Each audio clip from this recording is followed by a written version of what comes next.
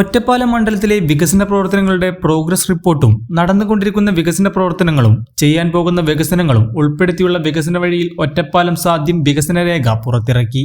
CPIM കേന്ദ്ര committee അംഗം KS Saleega, തൊഴിലുറപ്പ് തൊഴിലാളികളായ KP Sreelatha, TP Prakashini, NP Vatsala എന്നിവർക്ക് നൽകി പ്രകാശനം ചെയ്തു. 5 വർഷത്തിനുള്ളിൽ മണ്ഡലത്തിൽ 1209.49 കോടി രൂപയുടെ പദ്ധതികളാണ് നടപ്പാക്കിയത്. ഒറ്റപ്പാലം മണ്ഡലത്തിൽ MLA എന്ന നിലയിൽ കഴിഞ്ഞ 5 വർഷക്കാലം സർക്കാരിൻ്റെ സഹായത്തോടെയും അതുപോലെ തന്നെ MLA ഫണ്ട് വിനിയോഗിച്ചുമെല്ലാം നടത്തിയിട്ടുള്ള വ്യത്യസ്തമാർന്ന പ്രവർത്തനങ്ങളുടെ ഒരു ലഘു റിപ്പോർട്ടാണ് സാധ്യം എന്ന പേരിൽ ഒരു പ്രോഗ്രസ് റിപ്പോർട്ടായി ജനങ്ങൾക്ക് മുമ്പാകെ അവതരിപ്പിക്കുന്നത്. ഇത് അസാധ്യമെന്ന് കരുതാൻ ഒന്നുമില്ല എന്നും അസാധ്യമെന്ന് കരുതിയത് പലതും സാധ്യമാക്കിയതുമായ ഒരു കാലത്തിൻ്റെ സൂചന കൂടിയാണ് ഈ പേര്.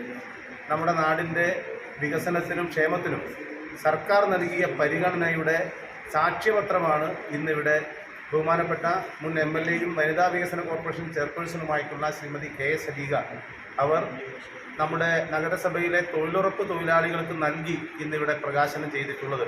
ഇത് നമ്മുടെ നാടിൻ്റെ വികസനവുമായി ബന്ധപ്പെട്ട ഏറ്റവും പ്രധാനപ്പെട്ട ഒരു പരിപ്രേക്ഷ്യമാണ്. നടത്തിയ വികസന പ്രവർത്തനങ്ങളുടെയും ഇനി പാതി വഴിയിലും പൂർത്തീകരിക്കാനുള്ളതുമായിട്ടുള്ള പദ്ധതികളുടെയും എല്ലാം സംക്ഷിപ്ത രൂപമുണ്ട്.